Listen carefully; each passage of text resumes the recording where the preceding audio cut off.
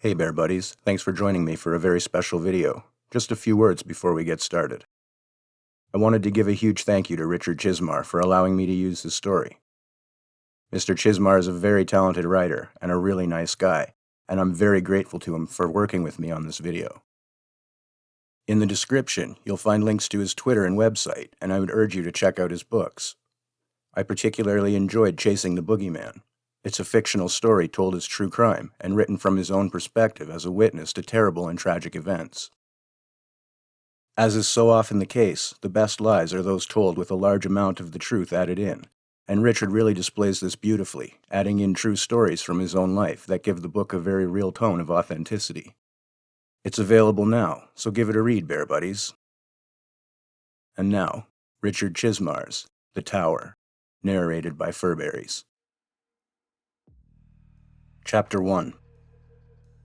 They found the first body on a Thursday.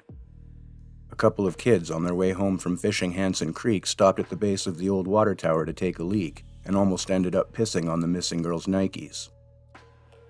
In the old days, one of the boys would have stood guard over the body while the other ran into town for help. In these sadly modern times, the kids did what most other kids would have done. They took out their cell phones, snapped a few pictures to show their friends later, and only then did they call 911 to report their finding. The police showed up remarkably fast, not even 10 minutes later. 3 patrol cars almost colliding in a nearby gravel parking lot before making the short hike to the old water tower. They forgot to bring a roll of police tape, seldom used in a town like Edgewood, so one of the officers had to jog back to his car to retrieve it, which is where he met the girl's hysterical parents. Some things never change, regardless of the times. News travels fast in a small town. The officer radioed ahead to warn the others that the girl's parents had arrived and were understandably upset. His sergeant ordered him to hold them there in the parking lot, but that didn't work out so well, as both mom and dad bum-rushed the officer and beat him back to the crime scene by a good 40 yards.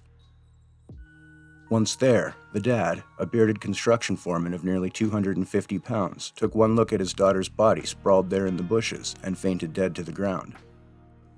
The kids whipped out their cell phones, of course, and took more pictures before they were shooed away by the police with threats to tell their parents. The boys grabbed their fishing rods and stringer full of crappie and yellow perch and beat it. The entire time, the mom was down on her knees, eyes closed and praying. An ambulance arrived a short time later, but the dad was conscious and back on his feet by then, too distraught to be embarrassed by his fainting. A pair of police officers stood with him by a patrol car, trying to counsel him. The mom was still off praying in the weeds. It took several more hours for the police to finish their initial investigation and remove the body. In that time, a crowd of townspeople had gathered at the scene. There was incessant whispering and pointing, and quite a bit more picture-taking. There were also 2 television reporters and a local newspaper man. But by dusk, the scene was eerily quiet and practically deserted. A lone officer remained, sitting guard on a folding chair, the kind you might see at a backyard barbecue, reading a magazine by the glow of his flashlight and swatting at mosquitoes. Behind him, lost in the shadows, the old water tower watched over the town. Chapter 2. The dead girl's name was Bethany Hopkins. She was 12, tall for her age, nearsighted, and blonde. A straight-A student, she was also captain of her swim team and a talented artist. She liked to wear her long hair in braids and was crazy for country music. Bethany had gone missing the night before. She had eaten pizza for dinner at a friend's house and set out to walk the 2 blocks home just before 8, but she never made it. By 8:30, her worried parents were combing the neighborhood, her dad on foot, her mom behind the wheel of their brand new SUV. By 9:30, worry had turned into panic, and they had called the police. The police did their jobs, and by midnight, every officer in town was on the lookout, a recent school picture of a smiling Bethany Hopkins at their side. Plans were made for a county-wide search the next morning, but the 2 boys discovered Bethany's body before the search could begin, which explains why the police had been so quick to arrive. They'd all been assembled in the Food Lion parking lot, still going over the details of the upcoming search. The coroner's report for Bethany Hopkins cited strangulation as the cause of death. There were no signs of sexual abuse or torture. Someone simply choked the life out of the little girl and left her there in the bushes. The police did their work tirelessly, but there were no leads. After a while, people stopped whispering, and life eventually returned to normal. Chapter 3. Until the next body was discovered, and in almost exactly the same spot. This time by a home for the summer college girl who was jogging along the worn dirt path that snaked through the Hanson Woods and looped past the water tower on its way back toward town. The old water tower was as much a part of Edgewood as the main street or the Campus Hill movie theater or Tucker's Field where the annual summer carnival and fall pumpkin festival were held. The aging tower stood up there on its hill, overlooking the town, looking for all the world like one of H.G. Wells' spindly alien invaders marching over the horizon. Long ago, when I was a kid, before the trees and thick bramble overtook the slope, we used to sled down there on snowy mornings when school was canceled.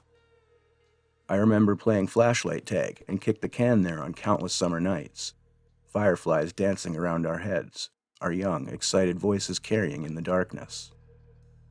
Once the woods took over and the years marched on, the old water tower became known for a different kind of playing.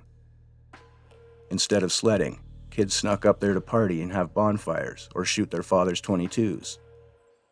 Too often, the ground was littered with empty beer cans and broken bottles, left behind in forgotten shoes and shirts and even brassieres. There were stories of drunken fights and carnal abandon, and even Satan worshippers in the summer and fall of '76. There were a number of complaints from the older folks who used that stretch of land for daily strolls or bird watching, or getting to and from their favorite fishing spots on Hanson Creek, but none of them really made a difference until the local newspaper ran a front-page editorial about the issue. That did the trick, though, and soon after, warning signs were posted, and the local police added the area to their daily patrol routes. The bonfires and drinking went away, simply moved somewhere else, of course. Kids will be kids, as did most of the litter and trouble. Most, but not all. Things still happened there from time to time. Bad things. People move away. People forget. But I've done neither. I remember. A local husband, distraught after he discovered his wife was cheating on him with her best friend's husband, jumped to his death from the water tower in 1986. A decade later, someone climbed the tower in the middle of the night and spray-painted satanic graffiti all over the damn thing. Goats' heads, pentagrams, inverted crosses, pretty much everything except a big red 666. It took 3 weeks and 2 budget meetings before the town got its act together and painted over the atrocities. A few years later, a middle-aged black woman, a stranger, was found hanging from one of the tower's crisscrossing metal support beams. Neither her identity nor an explanation were ever uncovered. Of course, when a series of dark and mostly unexplainable events occur in the same spot over the course of many years, and most especially when these events occur within the confines of a small town, the spot is inevitably said to be cursed or even haunted, and the old water tower was no exception. Stories spread, legends grew. The land around the old water tower was unholy ground. It attracted evil. Ghosts and demons roamed there. It was a backwoods meeting spot for drug runners and gang members traveling on I-95 from New York to Florida. An old witch, her face burned and disfigured, lived somewhere back there in the woods, her cabin hidden amongst the bramble. A local high school boy even once wrote a term paper a number of years ago that spotlighted the area's dark history in great detail. He contended that there was once a slave house that stood on that lonely hill, long before the water tower ever existed. The slave tower was burned to the ground one night by a drunken and enraged master, and everyone inside had perished. Then, during the Second World War, while the tower was being built in that very spot, it was reported that a half-dozen workers had either died or been seriously injured during its construction. Workers also reported that dozens of dead animal carcasses were found on the property. A reasonable explanation was never found. As a result, the tower was said to be cursed from the very beginning. Then, there was the story of the newlywed bride, who, while on an early morning walk the day after her joyous wedding celebration, was bitten by a mysterious two-headed red snake while resting in the tower's shadow. The woman died of her wound later that evening, and the snake was never found. There was even a lengthy section discussing the long-rumored worship of devils and demons on the grounds, and a handful of witness accounts claiming that the area was haunted by the ghosts of murdered slaves. There was more, much more, 29 pages in all. The fact that there were very few truths to be found in this young man's school report did nothing to diminish its impact. The boy received a B+ on his report. He was said to be a terrible speller, and became a hero of sorts to his fellow students. And with the passage of time, as so often is the case, the many stories became truth, the legends became fact. I would know. Many of the other old-timers moved away or forgot, but not me. No, sir. I've been here almost since the beginning. My Lord willing, I'll turn 84 years old when this chill October rolls around, and I spent just over 40 of those years hauling the mail around this town. I've seen it all, and I've heard it all. Trust me, people like to run their mouths, and the only person likely to hear more rambling words than a mailman is the bartender down at Laughlin's pub. But I've learned that drunk people mostly tell lies, and folks standing in their sunny front yards holding on to their mail mostly tell the truth. Or at least the truth as they believe it. A lot of folks around this town think I'm just a friendly old senile man. They say their polite hellos, and even offer up their polite waves, and keep right on going when they pass me on the sidewalk. And they might be right, you know it, but don't forget what I said. I have seen things. Chapter 4. The second body was discovered in plain sight. In fact, according to the police, the whole thing looked staged. Our resident home from college girl, a bright young lady named Jennifer Ward, studying to become a teacher, came jogging around the bend and stopped dead in her tracks. Her iPod tumbled from her hand down to the ground, yanking her headphones right out of her ears. Justin Timberlake broke the early morning silence. Everyone in town knew Gina Sheritz. She taught math at the local high school and coached the field hockey team. Gina's limp body lay propped up against one of the water tower's rusting metal legs, her hands folded neatly in her lap. She could have been sleeping if it weren't for her hideously bulging eyes and the dark bruising around her swollen neck. Jennifer snatched up her iPod and headphones and took off at a sprint. If campus life had taught her one thing, it was that safety was in numbers.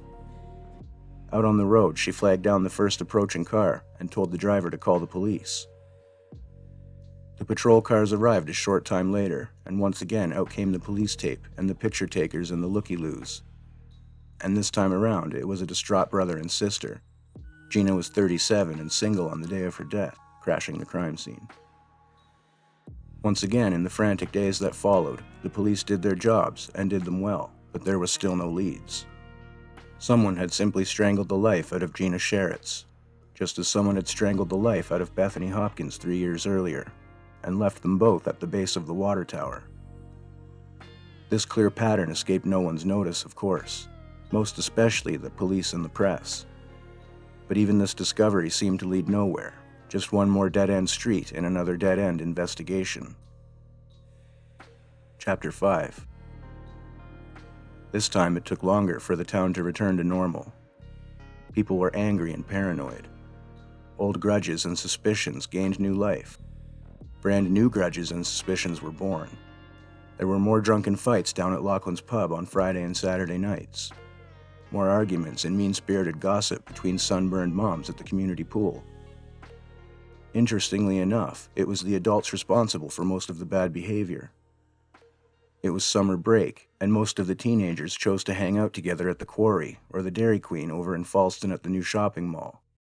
They seemed to feel safer together, and whether they were a fan of Miss Sheritt's math class or not, there was an unspoken agreement that they had lost one of their own.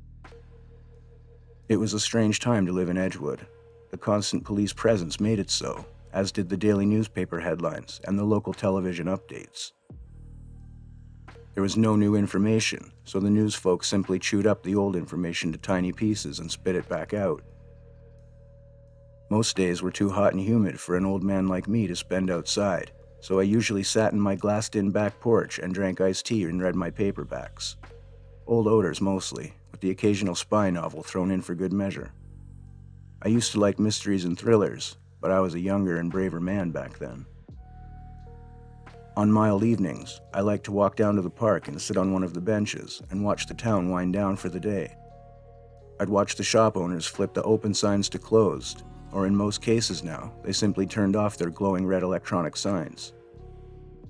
I'd watch the lovers stroll down Main Street hand in hand or arm in arm, the mothers and fathers hurrying after their racing children to stand in line at the Dairy Queen, the tired factory workers shuffling into Laughlin's pub to drink their paychecks as the streetlights blinked on behind them. To a stranger, it may have appeared to be a Norman Rockwell-ish scene of small-town security, the kind of golden-tinted picture that makes city slickers wish they could pull up roots and move to a place like Edgewood. But if you stopped and looked closer, really looked, you could see the lovers holding on to each other a little tighter than was necessary. The moms and dads hurrying after their children, not with relaxed smiles on their faces, but expressions of worry and concern.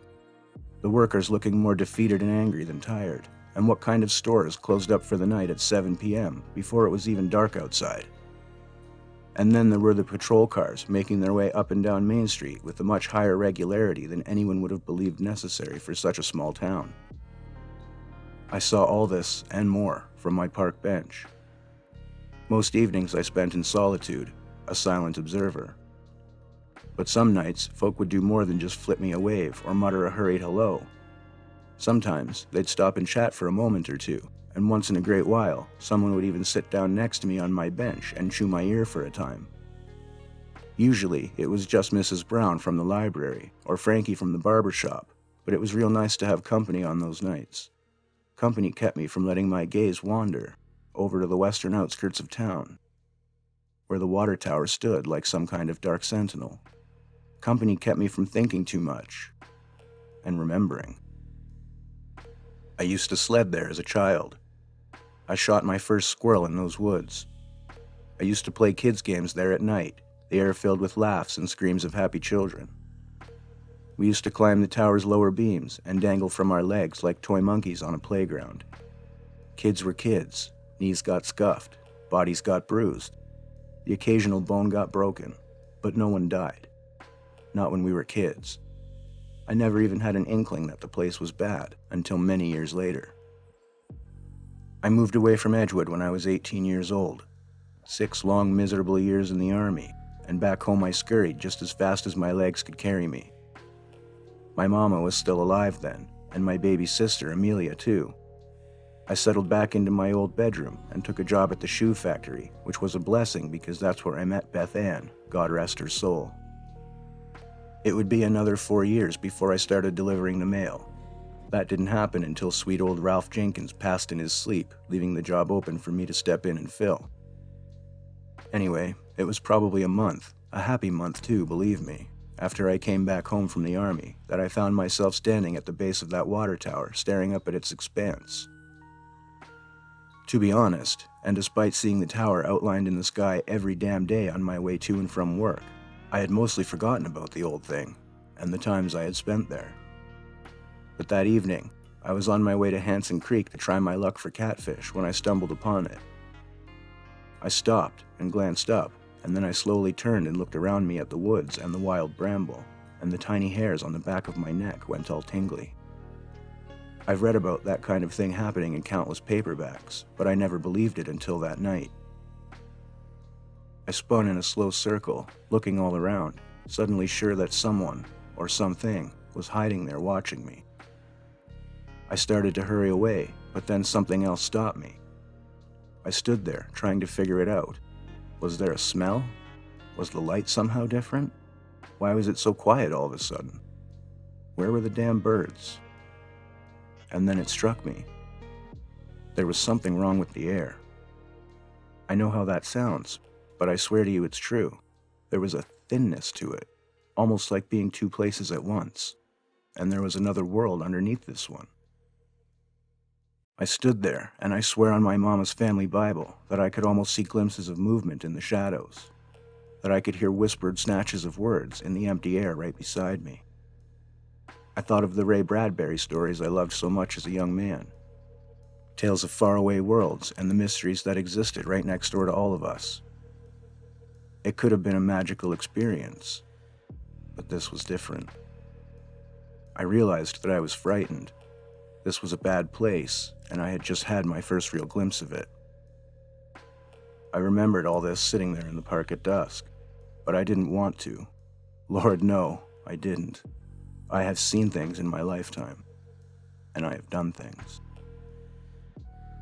Chapter 6. Reverend Parker never made it to the church last night to give evening mass. There aren't a lot of secrets in a small town, so most people knew that Reverend Parker was a drinker. He would occasionally be a few minutes late to mass or Wednesday night bingo, and on rarer occasions you might even catch a whiff of whiskey on his breath when he passed you on the street. But he had never missed mass before. Still, most of his parishioners weren't overly concerned. Sure, that old biddy Clara Lotz was put off by his absence and told everyone within earshot exactly that.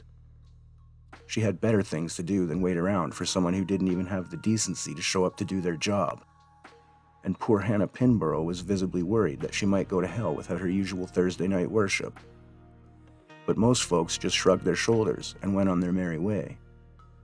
If it weren't for Sophie Connolly, the church secretary and a renowned worrywart, the police probably wouldn't have been notified until long into the next day.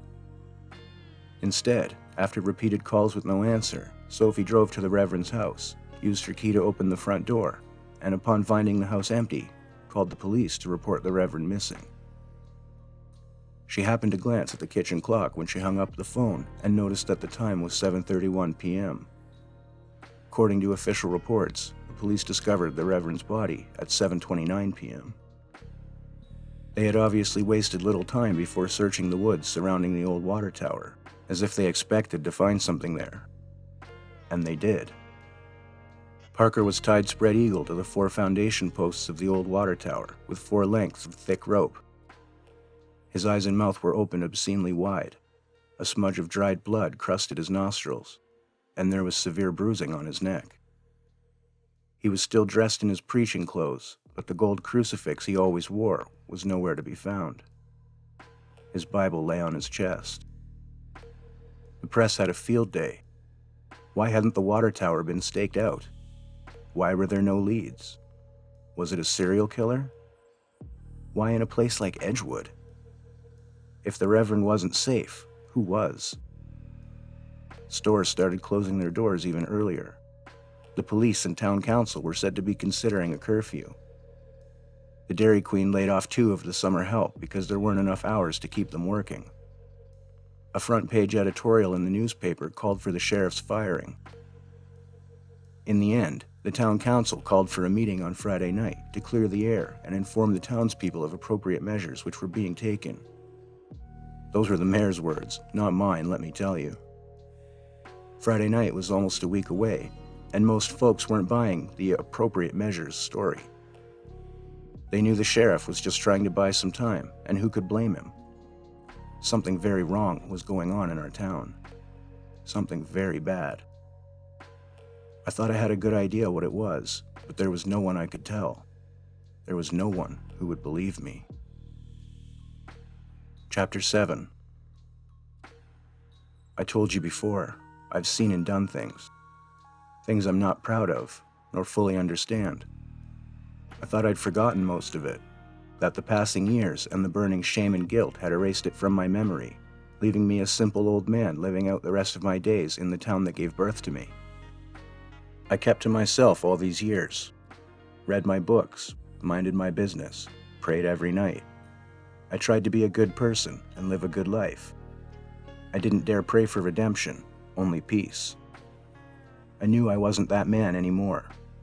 That man who had been infected by whatever evil dwelled in that miserable stretch of land beneath that old damn tower. That man who had been cursed to hear its calling and proved too weak to ignore it. That man who had not only heard its calling, but listened to it. Finally luring a stranger there under the pretense of liquid and carnal sins, only to bludgeon her soft skull until it cracked like an egg from my mama's coop. I buried her that night in the soft dark soil behind the tower and went home to my own bed, only to awaken and complete this horrible act again and again and again. But not without remorse, not without judgment. I dreamed many nights of killing myself, or leaving this town and never coming back. I even considered turning myself into the police. Once, I went so far as to write my own confession, but I burned it to ashes before I could find the courage or conviction. I realized that I didn't control my own thoughts any more than I did my own actions. These thoughts, and my soul, belonged to someone else, something else, until my Beth Ann somehow saved me. I did not, could not, confess my sins to her, but she knew I was struggling. She somehow knew I was in a battle for my soul. I don't know why my prayers were suddenly answered, or why the voices suddenly vanished. I can only believe it was the immense goodness in my wife's heart and her undying faith in her Lord and in me that was responsible. Beth Ann led me back to God and saved me. She saved my very soul. I have no other explanation. I only know that the things I saw standing there, in the thin air surrounding that wretched old tower, were not of this world. Not of any world that contained even a sliver of goodness. It was an evil, hungry place. In the years that followed, I prayed more than ever before, and I did my research. I found no record of a slave house or any other building having existed atop that hill. 2 men did die during construction of the water tower, and a third worker was killed during an argument with another worker. There were also many credible reports of animal carcasses being found on the property. Not surprisingly, most of the devil-worshipping stories turned out to be nothing but rumors and campfire stories. Nothing was substantiated. I believe now it is the ground itself that is wrong. It acts as some sort of mysterious conduit, perhaps even a portal or a doorway to another world or dimension. I believe it allows whatever it is that dwells in the other world to control its chosen one in this world. Why it demands blood, I do not know. The tower itself remains another mystery to me. Does it act as some sort of lure to attract people there, so there are higher numbers to choose from? If so, why was I selected? What did it sense inside me? I don't know these answers, and that is a blessing. Chapter 8. Can you guess now how this story will end? There will be another body soon, of course. And they will find it sprawled there beneath that stupid old water tower. I see the tower silhouetted against the western sky most mornings. I watch the setting sun painted a golden shade of orange most evenings. But I haven't placed a single foot in its shadow for close to 4 decades. Someone else has been chosen. I know that now.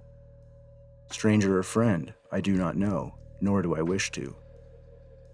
I pray myself to sleep every night. I pray for the lost soul of the chosen one. I pray for the lost soul of this town. And I pray for the deceased. But most of all, I pray that I don't wake up one morning and feel the urge to slip on my walking boots and pick up my cane and make the long walk up that hill again.